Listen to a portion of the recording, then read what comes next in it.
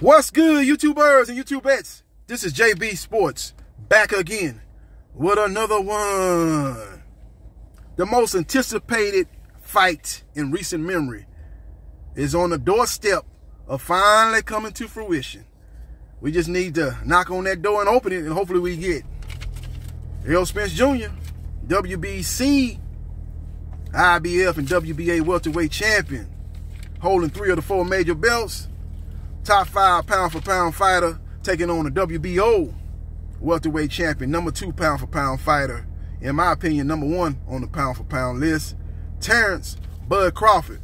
Now, there's a few things that got to get ironed out. There's a few obstacles that must get cleared for this fight to finally come to fruition. Number 1 thing that is not a problem is the 50-50. That's no longer an obstacle, ladies and gentlemen. A lot of the Spence fans were saying that Crawford was going to have to humble himself and take 70-30 or take 60-40. I even heard it as high as 80-20. That's no longer an issue. Spence Jr. last fight with Yordenis Ugas, which was a unification fight, was a 50-50 pay-per-view split.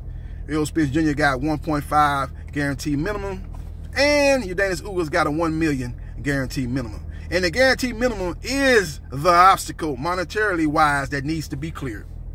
Because Terrence Crawford, last fight versus Sean Porter, made $6 million.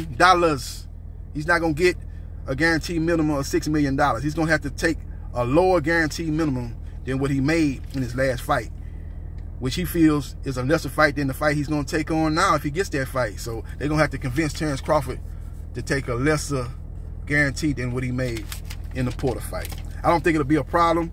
I think something in the neighborhood of $5 million for Spence, $4.5 million for Crawford.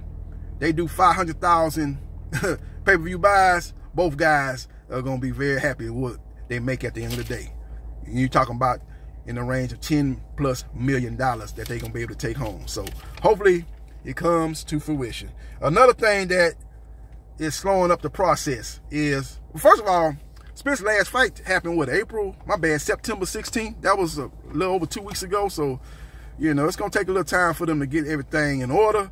But the PBC is still finalizing their summer schedule. They're still trying to lock down Andy Ruiz versus Luis Ortiz. That's going to be on pay-per-view, likely on Showtime pay-per-view. That fight's going to take place in August on the West Coast. I'm hearing maybe Carson, California, IA, in the old StubHub Center. I think they call it Dignity Health Park. So I hear that fight could take place in that venue, or maybe they put it on the Strip in Las Vegas. MGM Grand is one of the venues that I'm hearing being mentioned. So definitely on the West Coast. Danny Garcia is chomping in a bit to get back in the ring. They're trying to lock down an opponent for him. He's called out Keith one-time Thurman. Thurman is still trying to finagle his way into a Spence fight. He came out here recently and said that, why don't I fight Crawford and the winner fight Spence? Still trying to keep his name in there, because in all actuality, he really don't want to fight Crawford. He wants to go straight into the Spence fight. He wants to get 3 of those 4 belts. He wants to reclaim the status that he had before all those injuries as the top dog in the welterweight division. That's not going to happen. That's the plan B. If Spence and Crawford can't come to fruition, he's got to sit on the sideline and wait. That's just the bottom line. Worst case scenario, he gets a pay-per-view fight versus Danny Garcia for much less money, but still, he'll be in a pay-per-view fight. Because one thing you don't want to be doing as a fighter, especially coming off a victory, you don't want to be in a pay-per-view fight and then win that fight, and then your next fight you're fighting on regular cable. That's letting people know that your fight on pay-per-view flopped. All these numbers that come out on the internet, on social media, people say the fight did this, the fight did that. Just see if that fighter fighting on pay-per-view in his next fight. That'll let you know if his last pay-per-view fight was successful. You hear what I'm saying? Javante Tank Davis haters saying that his fight flopped against Isaac Cruz. Now he's fighting Rolando Rolly Romero on Showtime pay-per-view, just like his last fight was, and just like the fight before that was on pay-per-view, just like the fight before that was on pay-per-view. He's showing you that he is a pay-per-view success. So Keith Thurman, I think he's going to have the right dance partner to be on pay-per-view in his next fight.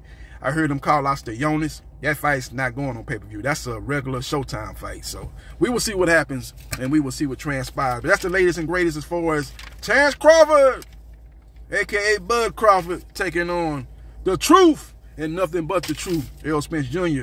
They've been going back and forth on social media a couple of days ago. That was good to get everybody more and more excited about the potential matchup. But I'm here to tell you right now, just a couple of obstacles that need to be cleared for this mega fight and this mega event to finally go down. Let me know your thoughts about what I've stated here in this video about the negotiations and where we stand in negotiations between Errol Spence Jr. versus Terrence Bud Crawford. And do you feel that everything should be 50-50 straight down the line, the purse split and the guarantee minimum?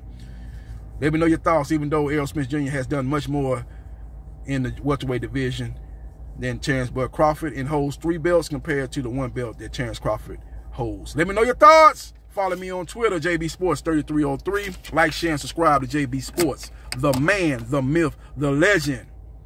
And I holla.